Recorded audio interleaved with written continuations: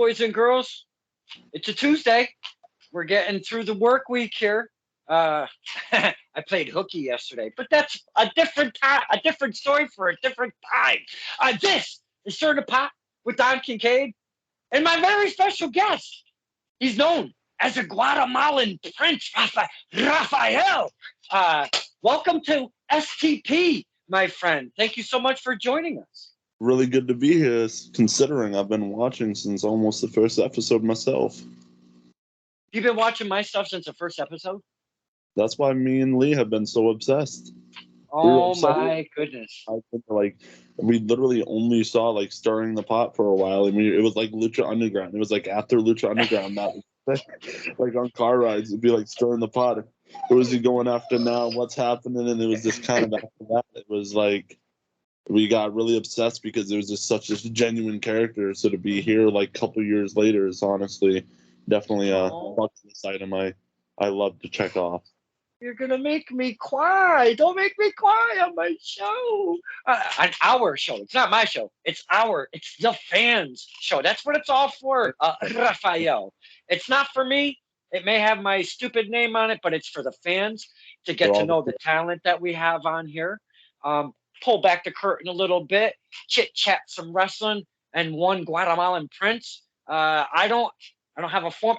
Obviously, I don't have a formula. We don't write nothing down. We hit record and we say F it and hope for the best. Pretty much, and then we just roll with it like that. That's what I love about Stirring the Pot. I've never actually started with this topic, but you kind of threw it at me. Stirring the Pot, watching it, listening to it, however you do, because when you're on a car ride, sometimes you just might have it plugged in and you're listening to the audio and not seeing the video or whatever. Listening and or watching the Stirring the Pots, you were able to gain a little knowledge from the local talents that I sat with, from the referees. We had a zebra week, we had promoters week, we had a ladies wrestling round table. I mean, we've done so many different things, fan round table, but you were able to gain information and want to return to see another episode. Yeah, my thing was watching all the episodes, it was always Stirring the Pot. It was something new. It was always diverse. It wasn't, oh, I'm not going to have you on here because you're from here, you're from there. It was so diverse of having every single person from every walk of life, no matter what it was, literally just stirring the pot. It's not, oh, hey, you were Latino, hey, you were Asian, hey, you were black. No, it wasn't that. It was just you were stirring the pot and you didn't care. You let anyone have a platform from any walk of life. And I just think that's one of the most absolutely amazing things that I love about the whole entire Stirring the Pot series. In all honesty, it's that nobody is denied, everybody is welcome, and that it gives a platform no matter your background. That might be the title of this episode. Everyone is welcome, regardless of your background. That might be pro wrestling for everyone. That's a very fine title. It may switch throughout the episode because I catch little snippets, so you never know. We might be on the title 5 by the time we're done. Well, I just wanted to ask you that because I have heard that some of the talents do watch it. They'll reach out and say, hey, great episode, and I pulled this out of it, and that was a great topic. Or talking depression with Ataxia over at Battlefront when they traveled from upstate New York with Coffin and SOD. We were outside in the sun, in the scenic, there was a little scenic area in the trees and stuff, and we were just kicking back and talking some wrestling and Ataxia at that time. And the depression topic came up, the mental depression, and reach out to a brother. Don't be afraid to just reach out. That topic was, kind of near and dear to some of the guys' hearts and girls that they've reached out and said, dude, that was great. You almost made me cry. Or even sometimes I have made people cry by listening to something that related to them, So, I mean, I feel that love right there, Rafael, and I really do appreciate you just even taking the time out of your life and wanting to watch. But just if you take anything from one episode, that's all I ever ask from promoters, fans, the talent themselves. And I really do appreciate that you watch. It's for wrestling. It's for everyday life. Like I've learned sometimes, hey, because I've heard them talk about like struggling and like upcomings and backgrounds and adaptation. And my biggest thing was adapting to society after everything with my dad. Like the last 9 months was adapting back to society. I would watch a Kincaid file, watch a Kincaid file, watch a Kincaid file on the way to work by myself before I got with who I'm with now. Watch Kincaid. It was just, there was a certain like energy that came from, if I was mad, if I was sad, if I was depressed, it was watching a platform that allowed all my brothers and sisters in the wrestling world help themselves in and outside of the ring. Because I know personally, when I saw it, I reached out and I was like, hey, man, I really appreciate that. I enjoy the stuff. Can't wait to see you come to Maine. I heard you come to Maine. Me and Lee freaked right out. We freaked right out. We've been waiting. We've been waiting. We've been waiting. And then he's like, dude, we got to go up to VPW. And I'm like, I don't know, man. I'm really tired. I don't want to travel this weekend. I want to rest. A lot of stuff going on after everything. He goes, no, you got to go. You got to go. And my biggest thing was it made a kid who didn't want to leave his house not want to like go back to his house at that point. Because I don't want this night to end. Oh, God, the love. I can't. Rafael, let's just kind of swing it to that, because we described it last night, because just last night we had what I found out. I probably knew before, but I only got one brain, so between me and you, we smoke a lot. So you gotta filter the information. Sometimes you forget stuff. But last night we had your cousin, one lights out, Lee Miller, and we kind of described and went through one of my most favorite moments in wrestling to date, and that will never ever be forgotten. And that is, I know, boys and girls, if you weren't here last night, I'm just going to go through it real quick, and then Rafael can take over. I got up, I did a thing with my phone doing a Kincaid file with my love, Cindy Hart. Had no clue what these two hooligans were doing over by the entrance curtain. Okay, legitly, this was not remotely set up by any stretch of the imagination. This fucking happened so organically and naturally after the fact that it was just so amazing how it came together. I get up and I do a thing with my love, Cindy Hart. I'm taking footage right now in case this is my last day on earth, because I may die, by looking at these two giving me the fucking stink eye from across the room. So I didn't know what they were up to. Little did I know they were doing a TikTok video. Please take over, Rafael. So the idea came, because we always, I'll admit it, like we watch all products. We always sat there and we'll watch products on the weekend. We'll smoke and we'll enjoy it. We'll pick what we can from it. And we're just sitting there and we're like, man, this TikTok, we got to do it with somebody. And we couldn't figure out for like a year or two at first, because the TikTok came out years ago, because it was Champa, like DIY. That was a little while back, because now they're not all in the same place, blah, blah, blah. But anyways, like, we watched it. We're like, who do we do this with? And then we saw Don Kincaid stirring the pot, episode 1. And it was like, we were hooked instantly. We saw that, and then we added it up, and then we were watching like another one. It's one of your videos, and we're like, him, and we literally rap. It was that show, the first show, I believe, if I'm correct. It was the first set of shows you came up for. Yeah. I just remember him I'm in the parking lot. I am in the parking lot. Trying to enjoy my night. I'm not on the ring. I'm not concessions. I don't have anything to do backstage. Like, nothing filming wise. It's not even going. Like, it's intermission, I'm pretty sure. Lee grabs me out of a smoking circle and just whips me right in the building. Like, we are running across all town. Everybody's looking at us so weird, because we literally just barged in and started running over anything and everything, like hurdling, ran to the entrance like something was going on. So what's happening? What's happening? And he literally said, I didn't know what was fully happening. I didn't know he was actually going to do it. Thought he was joking about it.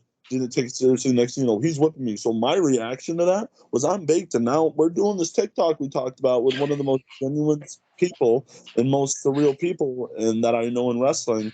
And we did. It was so weird that once I watched the episode, I'm like, I never knew that. I thought it was fully planned. Even for me, I thought it was planned, and I did not know how unique of a moment it was.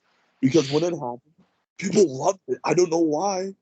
But for some odd reason, the three, like me, you, Lee, Sydney, when everyone saw those faces, it clicked, and I'm like, I'll take it. We made people happy, and it was something that was one of the best moments to date, in all honesty, in wrestling. It stays right here in my heart, and it stays right here in my mind, and it will forever, because again, one of my all-time most favorite things that's ever happened. Those memories we take from the events, we talk about it all the time on STP.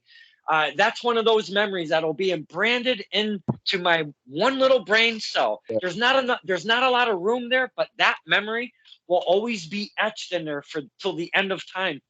Now, boys and girls, they were making this TikTok video, and it had the glorious music behind it, and they were just kind of looking behind them and seeing me over there with Cindy doing my thing. And that's a face. That's a face. Glorious. La, la, la, la, la, la, la. And then, originally, and Bobby Roode looked, and he shook his head at the end. You unplanned. I love the universe. I love magic. I love how it just all works. Sometimes stuff happens. And you look over and just go, not knowing, because there's no way you could really hear from. We were at the entrance. We were at a part of the venue where you really couldn't have heard our song from that. Like, there's no way. And you just thought, okay.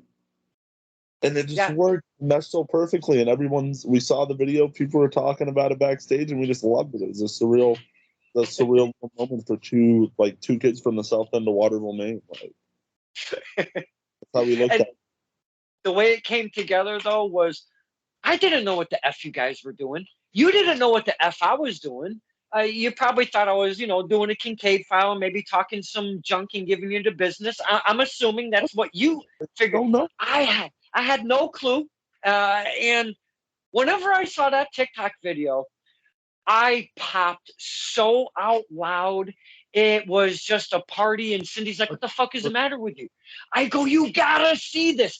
And I stole it. I copied the link, and I immediately stole it so I could save it and make it mine forever and ever. But not only that, I took what I did, I shrunk it down a little bit because there was some junk previous that didn't need to be there, but I spliced mine down. I added it to what you guys did, and my goodness, from those two videos put together, some of the best. Rafael, the best. Especially in these comments, she's just like, I could see both of you. We got an eye. I'm like, yo, I don't even know what's happening. Oh, man, these are the good times that we as fans take away from the events, and I always throw it back to the talents that you guys and girls take home with you, maybe on the drive home in the carpool with the other brothers and sisters, or even once you're getting home and you're unwinding, and maybe if your significant other would be like, "Hey, how'd it go?" and you're just chit-chatting about some of the things that you remember for the events. I think that's such a great relationship that the fans and wrestlers can both have just that similarity in life that you can take away. And that's just so great. They never forget it. Mm-hmm. Absolutely. Great times that we both take away and bring home with us. Now, let's kind of get to, I wasn't sure meeting you if you were a wrestler, what was going on. Long and behold, my man Rafael is an active wrestler. I've seen him firsthand over at the old VPW. Now, we were talking, I wasn't exactly sure on your ring name, and you gave me, let's see, 1, 2, 3, 4, 5, 6, 7, 8, 9, 10, 11, 12, 13, 14, about 75 names before I hit record. And I stuck with the Guatemalan Prince, if you will. And I just want to kind of touch upon something. I work with a guy at my pizza joint. He's a couple years deep now. We call him the Guatemalan Guillotine because that dude's fucking crazy. He's from Guatemala. That dude's nuts. We call him the Guatemalan Guillotine. We don't fuck with him. His name is Victor. Don't fuck with Victor. Just wanted to say that. He's not my uncle.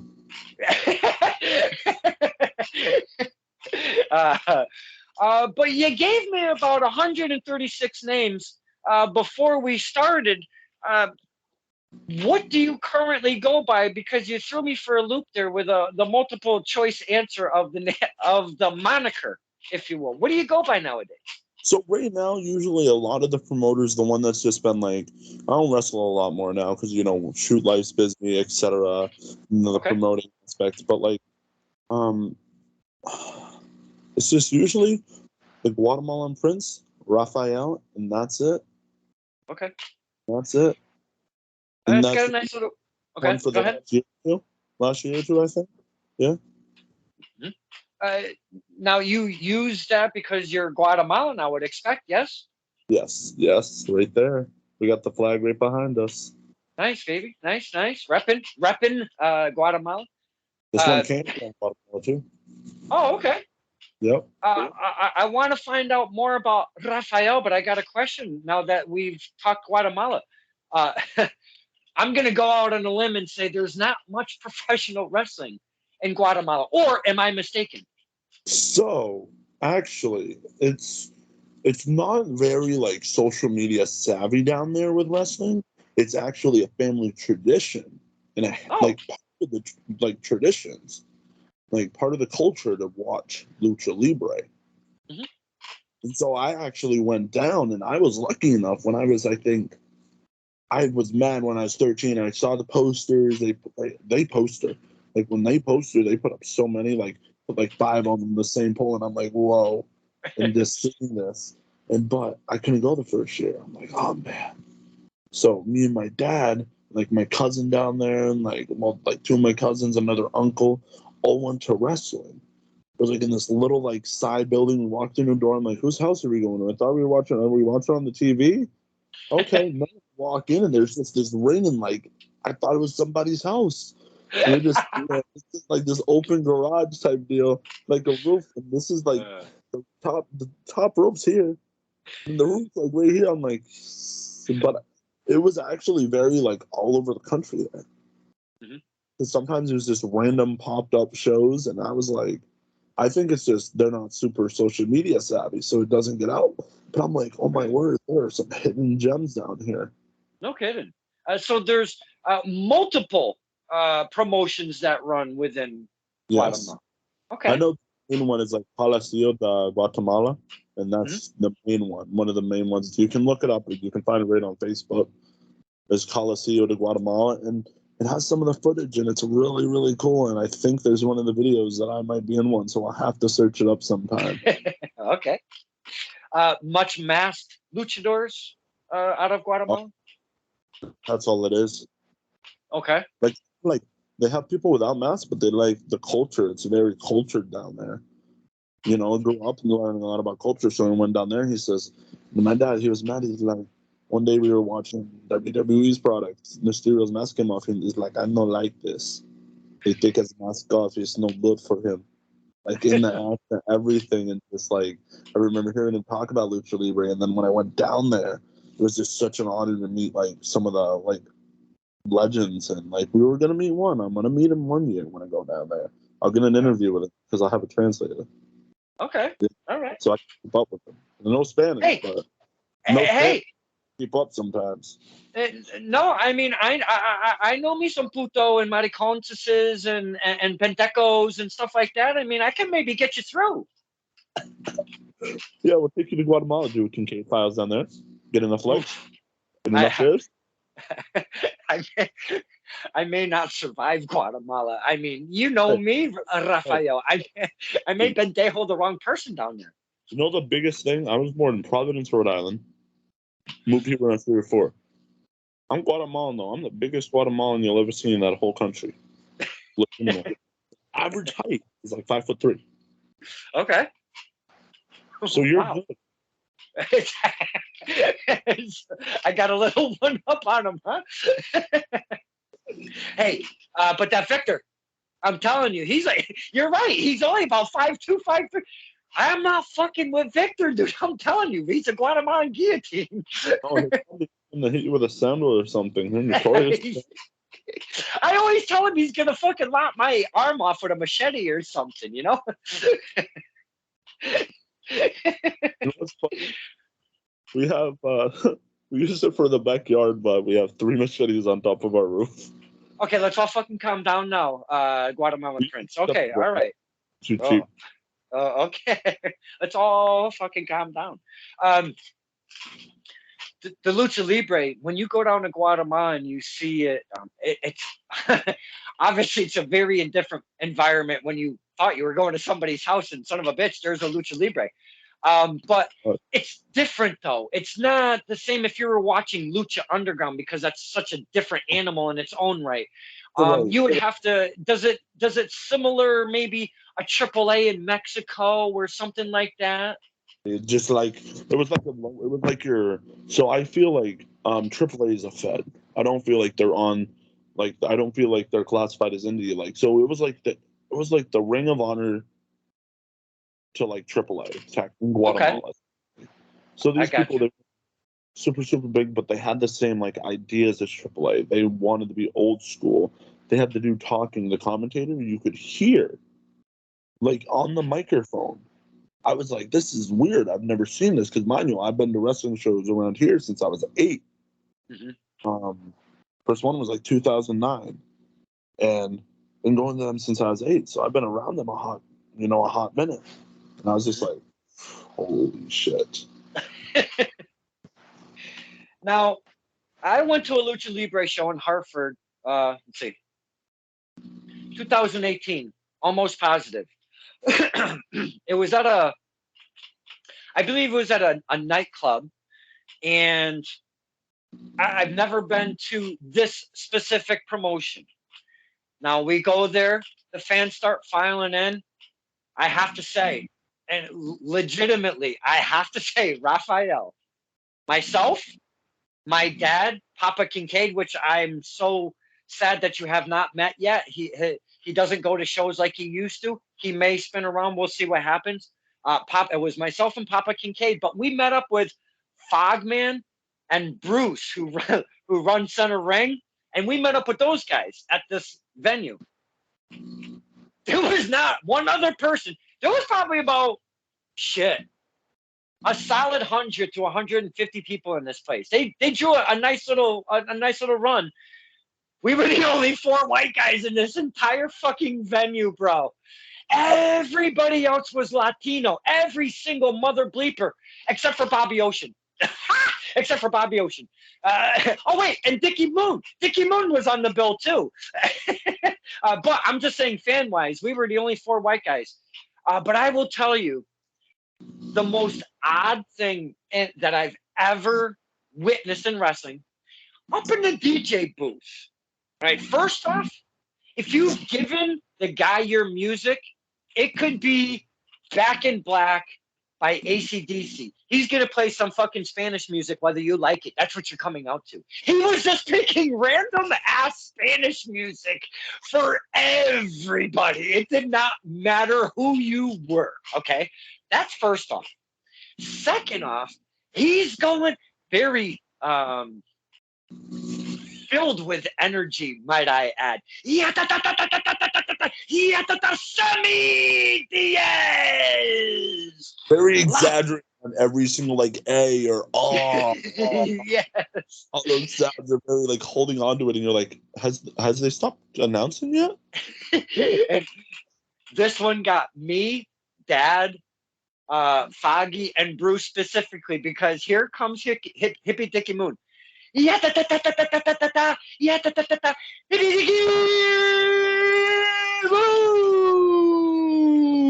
you're like, what the fuck did he just say? Okay, so we had the announcements of said towns. That was very different. Okay.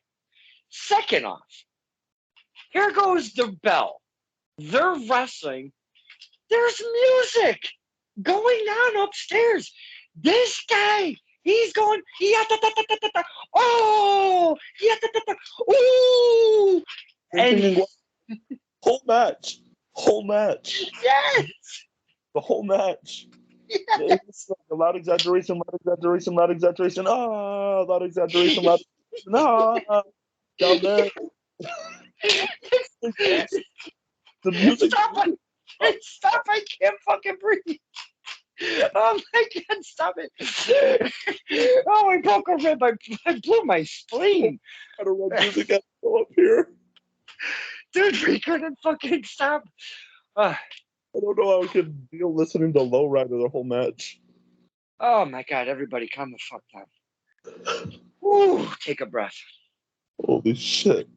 I never in my life of watching wrestling since 1978, probably even before, because I've seen it on TV with Pop, but I don't remember that stuff. I remember from my first event on 1978, from what I remember on, I've seen wrestling. Never in my life have I ever heard anything like that. And me and Dad were just kept looking at each other like, what the fuck is going on around this place? You don't know because you don't want to question because you're like you don't want him to yell at you because you've already seen what he can do for 10, 20 minutes. Oh, God damn. What? One of those memories that I'll never forget, but it just hit me in a different way than anything else. But anywho, on that said event, I'll go 3 matches deep.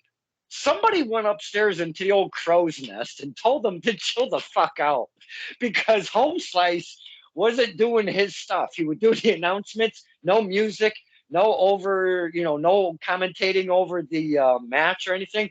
Somebody went up to the old crow's nest and told Home Slice to, hey, you gotta chill out Buddy. just a little bit. What a fucking time that was. But that's how they do it. And Yeah, no, because I get in there and my first match I ever saw live was Scotty Kuhati versus Champ Matthews for Pro Wrestling America down in Fairfield, Maine at Fairfield Community Center when I was 8 years old. Back in 2009, I've been literally watching all the shows there since I was that. I missed one show maybe in the last 12 years. Wow. Like I was bound and determined. My dad started dropping me off by myself at 10. He's like, here's $40. Have fun. You've spoken of 2009. What were you growing up on? The dub? Anything else in between? Or what was your go-to for wrestling growing up? My go-to for wrestling was always like, I don't know why, because it was like what was it? It was never Monday Night Raw. It was never Friday Night SmackDown. It was always like Saturday Night Main Event because I was always able to stay up. I was always able to watch it. It was just that one program. It was on a Friday when we're all busy with your family because it was the day after school and you had to clean up the yard or something like that. It was Saturday, nice calm day before Sunday, the day you finally relax to go back to school, right? So Saturday Main Event, me and my dad. And that ran on NBC at that time, correct? Yes, sir. And we just watched it. And then what really caught my eye, though, is I'm watching TV one day. And, like, it's obviously after he's passed because I'm not. It's just one of the showing I'm watching on, like, YouTube because I'm not getting bored with the weekly programming. But I'm like, there's more to this after I went to the live event. I'm like, there's more, and I got to look it up. And I stumbled upon Eddie Guerrero and then, like, matches with, like, Dean Malenko and then, like, with Ray. And it was just Eddie was the one that, like, on when I clicked on one of the videos one day, I'm like, this is wrestling. Him and Art Barr, I believe that's wrestling. That's tag team wrestling to me. Old school tag team wrestling. Getting into wrestling, obviously you see these guys are larger than life characters. They're doing some of the most phenomenal shit you've ever seen done by athletes. A lot of people that don't get wrestling don't consider wrestlers athletes. You're seeing these athletes doing some of the craziest shit you've ever seen anybody do in your life. Bring us to when you want to go train into wrestling. Where are you going? What year is this? How old are you? What's driven you to this? So what drove me to it is around 15. That was a time like when it was like that point in life where it like hit dark. It was just a time where I was like, oh man, I'm not enjoying anything. My buddy's like, hey, come do this backyard stuff we do in Fairfield. I'm like, okay, same thing. My cousin probably mentioned. Believe he did. We started there, and I was like, I don't like this though. I want to be safe. I want to be trained. And so I was going to IWE shows down in Fairfield, Maine, and it was hitting me at that point. When I was 12, I'm like, how old do you got to be to train? 15 in the state of Maine. Okay. Waited 3 years. The day I turned 15, I started, like, a month after that, I started training. Started All training right. at 15, and it was just, had the first match at 16, and then it just took off from there, because I could go to school, kids would be like, oh, pick on me for this or that, whatever it was. Bullying was a real thing. But then it was wrestling. I'm like, larger than life. There, I'm safe. That's my safe haven. That's my element. That's Right. my thing. And I could just go there. And the fact that I could go, like, from a crazy, crazy life, and then just to go into a crazier one, but for it to calm me down, was like a feeling that I'm like, this is what I love.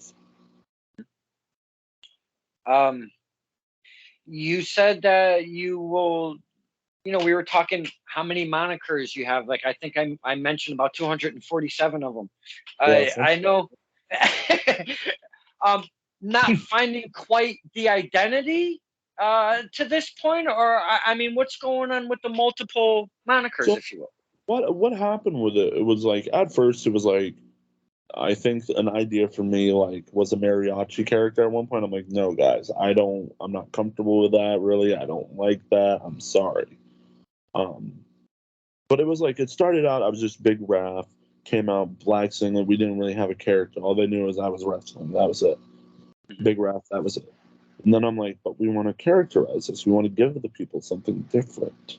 Mm-hmm. And I was just talking to my dad one day, and I'm like, he's like, oh, you always like going around, be so nice to everybody, like Latin. And then I was listening to Enrique one day, and I heard Bailamos, and then what was it? I watched Art Bar and Eddie, and I'm like, I saw Art Bar, I saw a single match.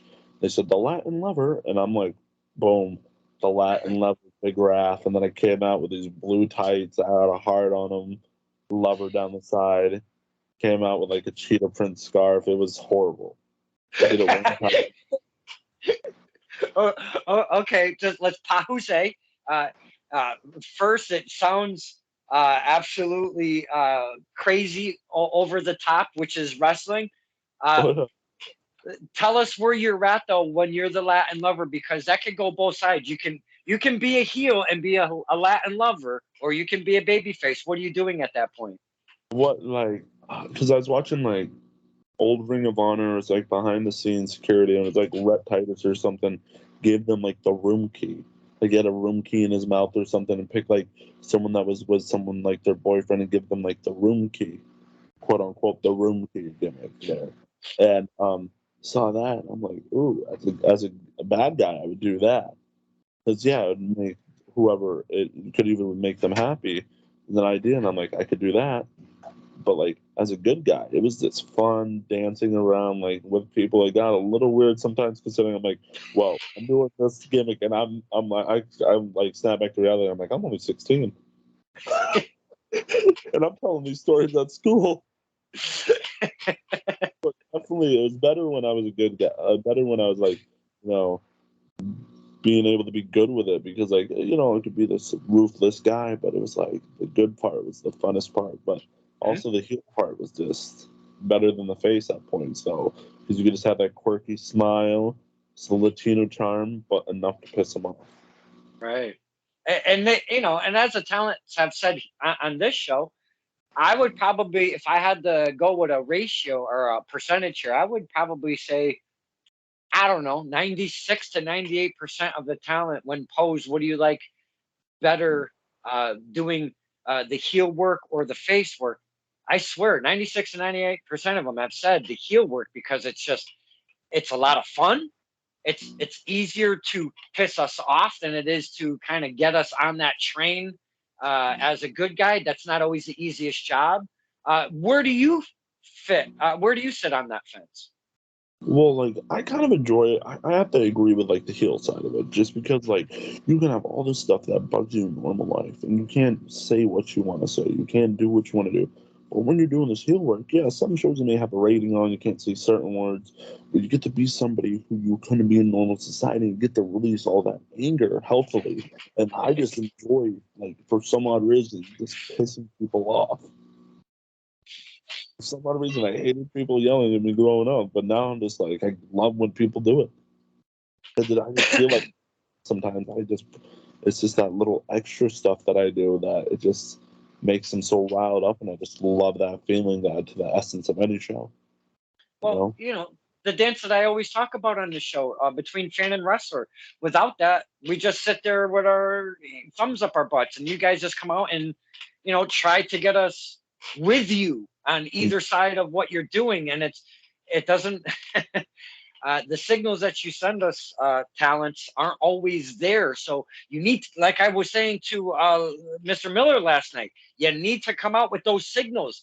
Give us the business if you want us to boo. Come on, talk sweet to us if you want us to cheer for you. You gotta pick one side of the fence. You can't come out all sorts of quiet. Maybe give us a hey and expect us to jump on that train.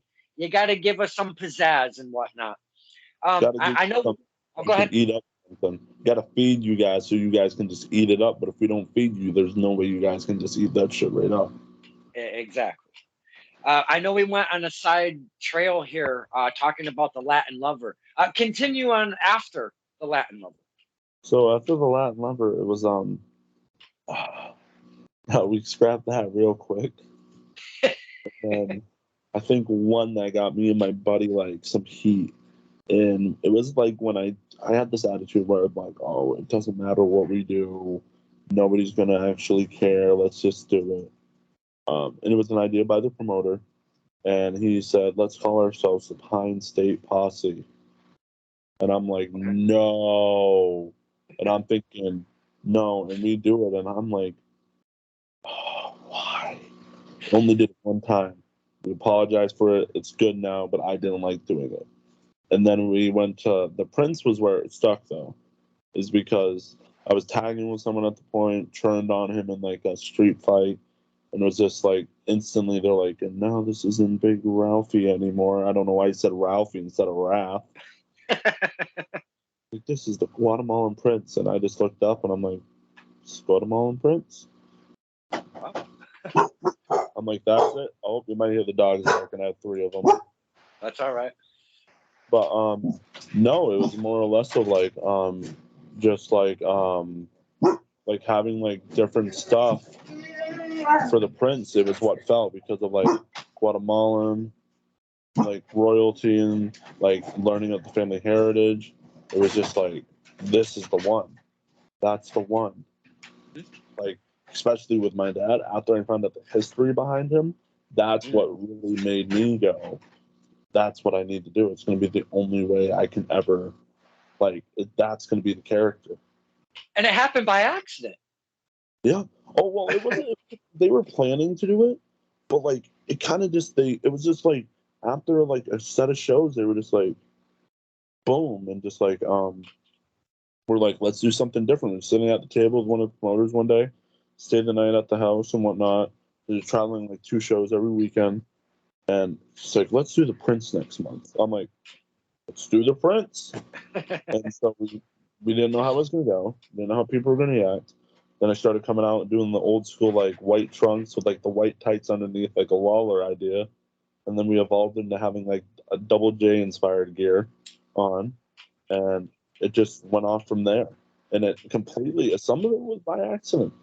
Like, one day they didn't have a song. I said, you lose Lowrider. And it clicked with people. They loved it. I came out. They knew that hit, and they were like, boo, instantly the second it hit. Because they genuinely hated me. And I was like, I love it. I love it. Of every ounce of it. It kind of culminated organically to a degree, It just kind of... No, because like it was like some of the people in some of the areas were like, oh, well, I don't like this. I can't understand what you're saying. I don't like that. And I'm just like, let's keep doing it. And we just pushed the ante a little bit. Like every so often, we updated the gear to like what we have now. And my favorite thing about the dude who made my gear, considering I was a Eddie fan, a little cool snippet real quick. And Eddie could you tell us who did the gear? Alberto J-Ware. He also did Lee's gear. Oh, okay. But the thing is, he was also made Eddie's black, half gold, half black, or like half like blue. I forgot the exact colors on it. Like where the half and half gear, and he had the long hair for a hot second. He made that gear. Oh wow! To me, being an Eddie fan and finding that out, I was like, this is a cool set of gear for me. Oh yeah.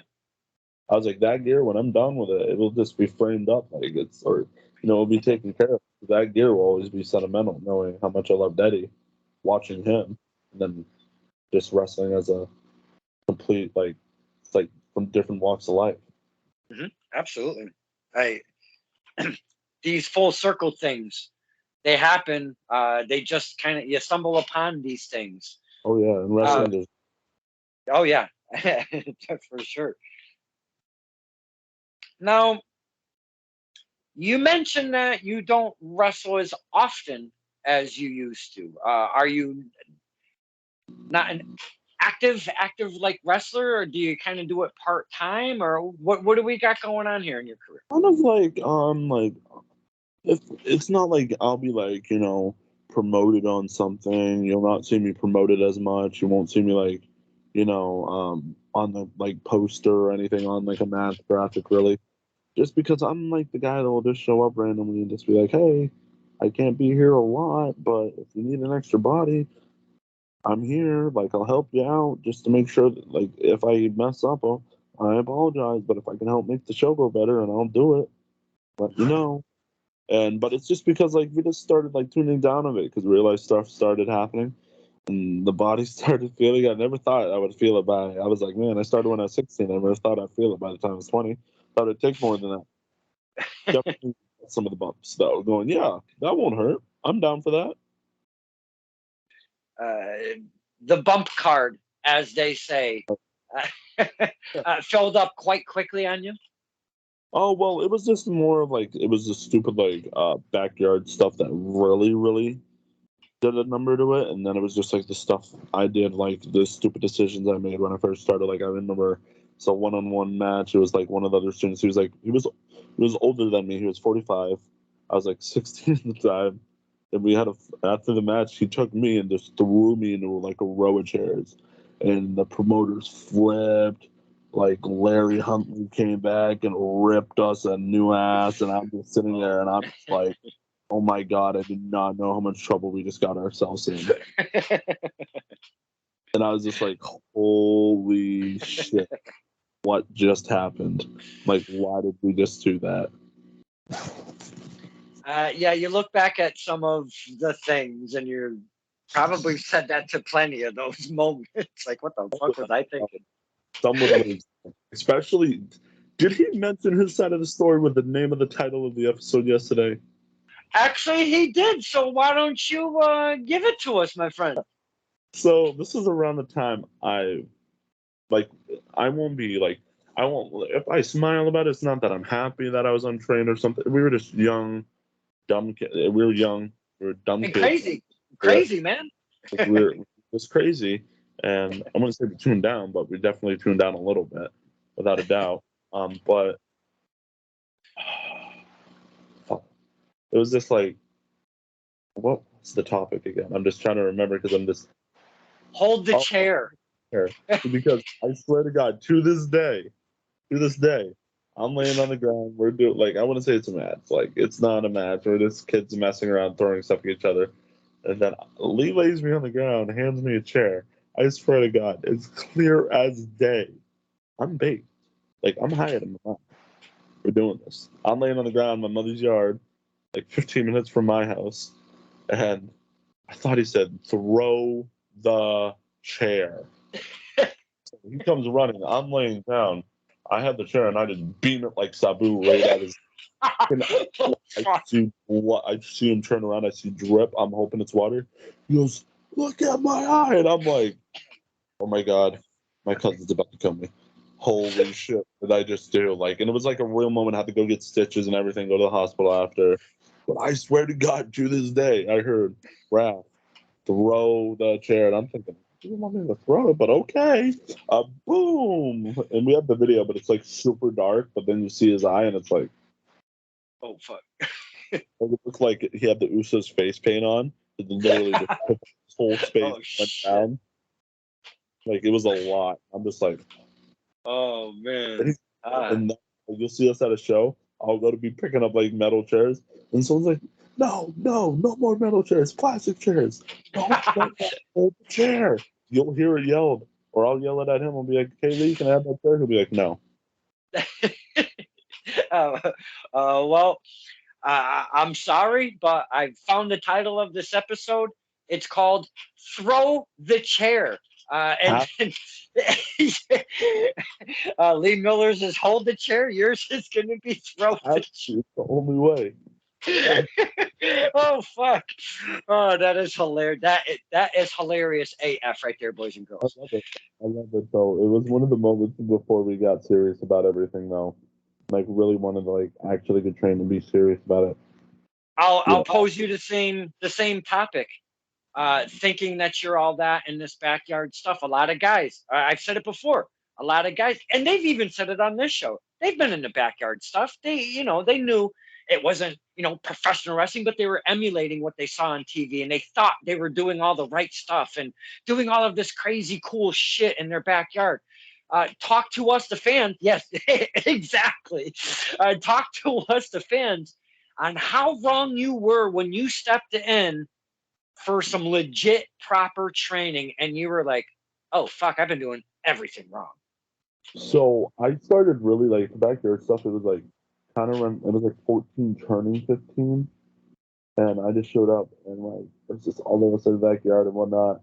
I'm sitting there and I see someone get hurt, they go to the hospital and whatnot, and I'm just like, ooh. And then it was like a little while after that, I believe, because for a little while, like we were training, I was training, we're still doing the backyard shows and whatnot. Like I actually missed one of the shows up north. I was like, no, I'm gonna go to the backyard show. We had a ring though. Like I got a ring. My dad got the ring when I was 15. Big 18 by 18 foot tall boy, just massive. Now owned by Chad Epic. He now owns a ring. Very good, very good with it. Very glad it went to him. But we had the ring and whatnot, and then we were sitting there. And I'm like, man, the ropes don't feel right. This don't feel right. But it says they know what they're doing, but I don't think they do. And then, but once the first day I got to training, and like after that first week, I'm like, holy shit, I was doing everything fucking wrong. Yep. Everything. Total different animal, because obviously the proper training is where it's at. So what you've been doing previously was quite reckless on yourself, your body, and your friends and family, or I mean, Lee's your cousin. Your hold the chair, throw the chair. You know that. We would wrestle on literal ice. Jesus Christmas. My But mom's crazy. real quick, you found out you were doing it all totally wrong. Instantly, like then that first week, really, the first like solid week to 2 weeks, I was like, no, this isn't right. I like part of me really enjoys it, but I'm like, it was really unsafe. Like, and I'm really glad I got in there to really get some proper training. Yeah, absolutely, definitely. I'd like to kind of you took. I don't know why you guys do this to yourselves. You took it upon yourself to start a venture, and you got a promotion up and running, and it's got a name. It had graphics. You've had your debut run. You're coming up to your second show. Bring us back. First off, what's it called? Pine State Pro Wrestling is the name. And actually, a lot of people don't know this, but I wasn't even the one to come up with the name. Okay. The creator of the name came down one day. Like, my dad was like, it was like just around the time we found out he had cancer and whatnot. So he was really spending a lot of time. We were really working on a lot of stuff. And he comes to me and he goes, Mijo, come here. I was going to call it Pine State Lucha. I was going to call it, I had a name as Action Pack. So I ran 2 shows. But this is the first one, second one under Pine State. The first one, I didn't do it well. I didn't like that. I wrestled on the show. It was, Mijo, no wrestle on the show. Come here. Where are you? Where did you love wrestling first? I'm like, Maine, Fairfield? He goes, listen, you take the name. What state we in? Maine? Okay. What stuff? What tree something? Pine? Then I just thought state. And he says, see? say Pine State Pro Wrestling because he had the thick accent. So he said Pine State Pro Wrestling. And when I handed in the first poster, he was like, yes, this is the name. It worked. And he was the one that actually came up with the whole concept of just changing it and taking it. Says, look, you bring people everywhere. You like every walk of life, no matter what nationality, who they love, who they with, man, woman, wherever. You let them give opportunity to them. This is why you want to make Maine good. Like you want to, it's excellent. Like, but you want to add something. Give opportunities that no one else is going to give. Open doors to endless possibilities for all these other kids. Not even kids, but just like some of the up and coming people that have not been seen. Like I'm excited for a tag match that I haven't posted, but maybe since it's Don Kincaid, I'll let you know. We like scoops here. Scoop us, my man. Scoop us. Oh, these kids have never been. I just like we do private shows also. We do birthday parties. We've done a whole bunch of birthday parties. Dropped a little tablet there, but a whole bunch of birthday parties and just done like private. We did one show for like a camp and it was 400 kids. We had some kids up from Logan Black's school there. Team 2D2 Academy. We had like Dan the Goddamn Candyman. We had like Joseph Alexander up, and like a whole bunch of these kids, and we did a private camp show. Like this is fun, and then we did another one just recently. So like, I think the private camp shows are where it's at because I find these kids that no one sees. It's not like an actual like they're in front of a whole bunch of people, a whole bunch of kids who are gonna yell the first time they see wrestling. But these two kids, I stumbled upon them. I was like, holy shit. Trained by Bobby Ocean, I believe Slick Wagner Brown, if I'm not mistaken. They're called Los Hermanos. Hair, because they have excellent hair. Los Hermanos. And it's Diego Alvarez. I believe it's Diego Alvarez and Sigma. And they're going against Level X in a tag team match on the 16th. Oh. Never been to Maine before, except that camp show we just had. So this is not only their first, it's their debut in Maine. I wasn't there live. I missed the last training day at the TOS Dojo in East Hartford, but I saw Sigma was in a 6-way, and some of the fans were messing with him, calling him Wish Steen, if you will. Wish. At the camp show. Good stuff. Good stuff. Thank you for sharing with us, my friend. I appreciate that. The exciting match. I believe a lot of the people are going to love it. They're two very amazing talents, and what they have in store, versus a really good team of Axton Ray and then Blanco Loco. Like they've been on AEW recently. They've been on other networks. They've been with OVW a lot. Like these guys have got a lot in their tank, and I'm really excited to see the potential that match could have. Awesome. Is there anything that's been announced for? First off, what's the event called? Everybody, calm down. Give us the details. What's the event called? Where is it? The time, the cost, all of that. Give us the details. So, real quick rundown of all that. The event is called Home is Where the Heart Is. It's September 16th. It's at the first building I saw wrestling in, the first building I wrestled in, the last building my dad saw me wrestle in, 61 Water Street in Fairfield, Maine. And the ticket prices are $20 for front row, $15 for general. And then the time is 6:30 start time. Doors open at 6. Start a little bit early. Get out of there not too late. And one of the bigger matches announced, in my opinion, is probably, it's been announced already, like graphic is up and everything. Anthony Gangone. It's actually a round 2 for these two. And Big Game Leroy. I'm very excited for this match. I saw it and I was studying it, and I'm like, these two, it's at the Pine State, and it's a big show. It's called Home is Where the Heart Is, aka for the military. It's a military show. Actually, a couple military sponsors are going to be there with like tables out, telling other people about them. Nice. A whole thing going on with some military organizations around the area.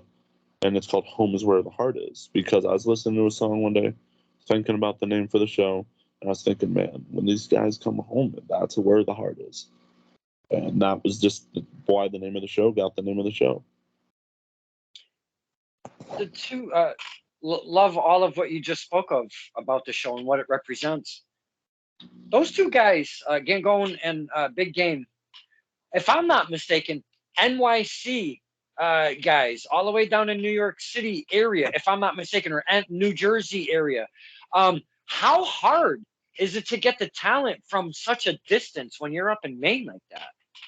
So my biggest challenge was, in all honesty, and I'll be honest, I was young when I started. Like, I'm still young now. I'm only 21, just turned 21 this past June, 19. Um, a lot of people, when you're young, you want to make sure you're getting off on the right foot, on taking care of everyone, make sure everyone's caught up, no one's cut, nothing like that. And it was more or less of trying to get that reputation built to the point where I could talk to these people. I could have, the courage to, or be like, I can do this guy first. I'm like, I can't talk to some of these people. But like, I haven't. It's getting the courage and like reputation and chances.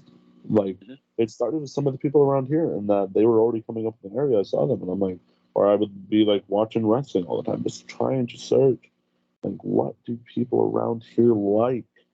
They love people like Anthony Gingham. They love people like Leroy. They're diverse. You don't see anything like them. I'm sorry.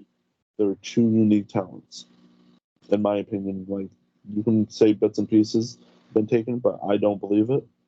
But like Anthony Gangone and Leroy, they're two diverse talents, and to be able to work with them, when you get a talent from that far away, it's very hard because you got to think of like gas. You got to add in that people are like, oh, why is the ticket? Oh, there's gas, but at the end of the day, it's something different. It's something that no one else, like another company's not going to do, because they're going to see wrestling in another way. And I love when companies have different views on wrestling. Like, when it gets toxic, no. But like when they have different views, I absolutely love it, because then you get so much wrestling. And that's what I love. I love different opportunities and different platforms. Love that. Taking all of this on by yourself? Is that what you're doing right now? Do you have a partner? What's happening? We have a partner. Her name is Cindy Darling. She started going to the shows, and when I started watching, and she kind of like, she does a lot of the organizing and whatnot. Like, I'll go out, like, I'll contact the guys and whatnot. Like, I'm like, hey, can you book the hotel room, or like, can you help with, like, it's organization. Really, like, she's a big part of like why this show is the military, because she's a Gold Star military family member, and the troop we're doing the show for is actually, she lost her father also, and it's the troop he died with. Oh, wow. So I believe, if I'm right, I may be mistaken, it may be the day they all died on. I may be wrong on that. But she's a big reason why, like, we got the camp show connections, or like, we got to this. So I definitely got to give her credit for the work she does on the shows. And also Lee, he helps out a lot. Not gonna lie, he is a big, but like, so I won't take all the credit. But like, when it comes to like, sending the stuff to the guys, or like, hey, can you come up, or like, she'll contact you here and there, but the majority is done by me. Like, I oversee a lot of it, like booking the matches and whatnot. Like, I'll have help from like other veterans of the sport and whatnot that have been around. They know, and they'll help, and it's just such a family at PSPW, I believe, and I love it. I love, Nice. love having that family feeling in a locker room, because then I know everyone's comfortable, everyone's loved, and everyone's going to be taken care of regardless of where they came from. Seems like a promotion that talents might want to check out. If you're checking this out, any of the talents or what have you, you want to check out a new promotion, make a debut, take a cruise up to Maine, check out some. That's Facebook. You got probably see my name all over Facebook. You message me. I'm always like, I want to see new faces. We'll definitely give some deets before we leave here with everything Rafael and Pine State, because that's what we want. We want new faces as fans. We want, especially you got this revamped company here. Want to make a debut talent? You got the promoter right here, the promoter, booker, owner, proprietor, whatever he's got, however many hats he's wearing over there. Whatever. Rafael, the love that you started on this episode was absolutely felt and will always stay in my heart. And I love you guys, the new friends we've made up at VPW. So excited to be up there. Good times. Returning September 17th. I'm sorry, we will not be there on the 16th. Hey, I do apologize. May or may not be up there. All depends if work gives me the day off, but who knows? If they do give me the day off, you may see me up at, guess what it is? What do you call it? Okay. You got to sit. Banger Brewer? Banger in the front and Brewer in the back. Wait. Brewer in the front and Banger in the back. I don't know what to... It's been a weekend for me, my friend. Holy shit. Is there... And for the boys and girls, I've said VPW a few times here. Vacation Land Pro Wrestling up in Brewer, Mass. Jesus Christmas. Brewer, Maine. My love, Cindy Hart, she's making her ring announcing return up there at the next event. So that should be a great hootenanny, a shindig, a pate, barn burner, slobber knocker, if you will. Squeeze or something like that. All the random with. It's wrestling. Should be good times yet again up at VPW. Rafael, is there anything? We've been speaking for an hour. Man, did we get a ton of information out of one Rafael? Is there anything that either I haven't asked you or brought to the table, or maybe you had something that you were wanting to talk to me or the fans about that we haven't spoken on? Anything that we haven't touched upon yet? I think not like a lot of bases have been covered in this episode. Like I'm absolutely like I'm just so happy that like we get to talk about like the genuine like just all the genuine stuff that gets to happen in wrestling, all the moments that get to happen. How like because some episodes you have people talking about this, but I just want to focus on like the love that should be spread around. It should be like none of this hate. There should be like because like I get it when stuff happens and talk. I'll say a lot of the stuff I've done I'm not proud of. Some stuff I've done I've never wished I'd never done in wrestling. But I never would have learned. You know, one of my biggest beliefs is if you can't educate yourself from the system, like you can't adapt from it. You know, so there's no adaptation without education. It's one of my bigger beliefs with everything. If I can't sit there and, you know, adapt from something, like I ain't gonna be able to educate myself on it ever. And that's why I want everyone to feel like if they come to me, if they come to PSPW, you know, they're welcome. They're not going to be hated on. They're going to, like, if you have ideas, let's talk. You want to do something new? Let's talk. You want a platform to try something that nobody's let you try? Let's talk. Like, I'm not saying I know everything in the world. That's why I love talking to people. I love picking the brains. I love taking the advice. Like, I absolutely love every single ounce that wrestling in the state has come to. Because I believe that, like, when you make it a family, it's more welcoming. You don't have to worry about like, oh, this person doesn't like this person, that person. I just want everyone. Once that door hits to know, you guys got outside problems, you handle that outside. But the second someone is in my locker room, it's full of love, it's full of passion, it's full of teaching moments, full of learning. And if you're not going to learn, you're not going to teach, you're not going to, you know, willing to learn, we prefer you're not there because we want it to be a welcome environment for everyone, no matter what nationality, you know, right, whatever it is. Everyone's welcome, regardless of anything. And I've learned that, like you said, with those moments that you'll never forget, that TikTok, as funny as people think it sounds, that will be etched in my memory for the rest of my life. Forever as well, my friend. Only in wrestling, we would have never done that at a baseball game or at a football game or at a basketball game or, you know, only in wrestling, my friend. Good times. Now, before I do let you go, I would be remiss without having you give us the deets of your page, you know, so we can have people find you. The PSPW page, so the workers can find you. Maybe promoters want to, whoever, you never know. You never know who's watching. Look, inspiration is the best education. Yes, absolutely. Give us the old Twitter, the IG, the Pornhub, the OnlyFans, whatever you got going on. Hit us with the details, please. About those last two might get killed. Nah, just kidding. So basically, everything runs under PSPW. We have a Twitter. It's linked right to the Facebook. I share it a lot. It's PSPW Maine. And Then we also have the Facebooks. It's Pine State Pro Wrestling, or you can reach me personally at Rafael Marroquin if you want to get probably one of the better ways for like if promoters want to reach. Like the PSPW page, like the Pine State page on Facebook is more or less of like for fans to reach, so they can reach right to the page. And like my personal page, Rafael Marroquin, is more or less for like the promoters if they want to be like, hey, let's do this, or hey, I'm so and so, would love to possibly have an opportunity to come up to possibly, work for you. And I'm like, I absolutely love that. And that's what I keep that open for. And I tell everyone, like, I love seeing new faces. And if you think someone's worth taking a chance on, let's take that chance. Nothing wrong with taking a chance at all.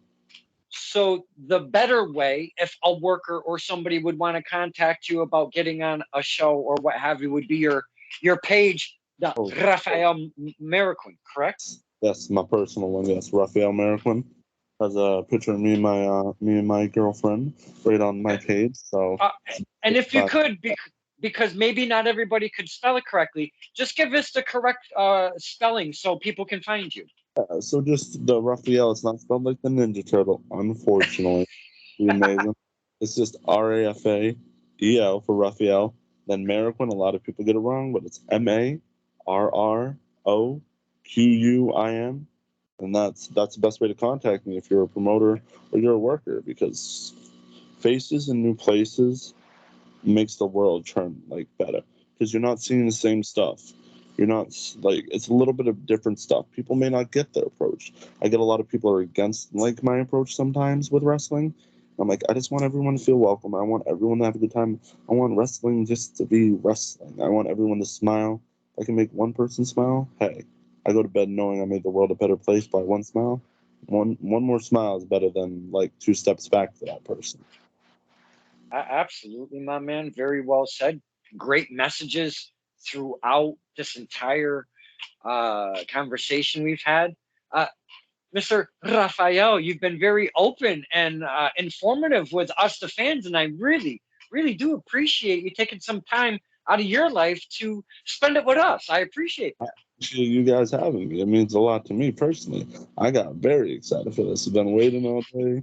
Got my breakfast, went out, did the lawn, did the neighbor's lawn. I was being so nice, did the neighbor's lawn. So happy the whole day. And the second I got that, I was like, ooh, yep, there we go. We're going to stir the pot.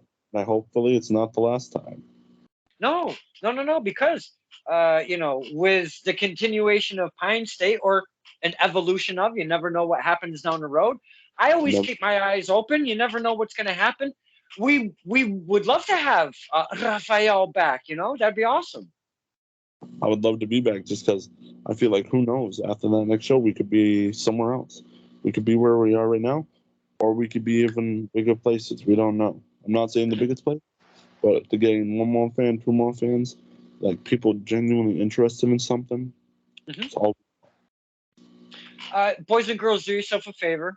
We've already given you the details, but check out Pine State Pro Wrestling. I've seen some familiar faces, and I've seen faces I've never seen. So it gives us an introduction to some that because in my area in Connecticut, you see a lot of mixture with a splash of others, that you don't normally see, or new ones. But again, you look at the rosters on some of these, not even the rosters, but the graphics that come out. You can tell who's who and what's what when the graphics, come out and stuff. And just get on your page and take a look, see, give them a like and all of that stuff. This has been an amazing time with our friend, the Guatemalan Prince, Rafael. So much. I definitely appreciate it. Every last minute of this, I definitely appreciate it. Yes. Good day. We don't like Tuesdays because it comes after Monday. But today was a good day. Today was definitely a good day. Yeah. Boys and girls, this is Stirring the Pot with Don Kincaid and my very special guest, not only the Guatemalan Prince, Rafael, but we have the owner, the proprietor, the booker. He wears many hats of Pine State Pro Wrestling. Thank you for spending the time with us, the fans, my friend. Oh, sorry, Lee was supposed to be there. My bad. Well, no, I definitely appreciate it. Definitely love it. Hope to be back soon. Yes, sir.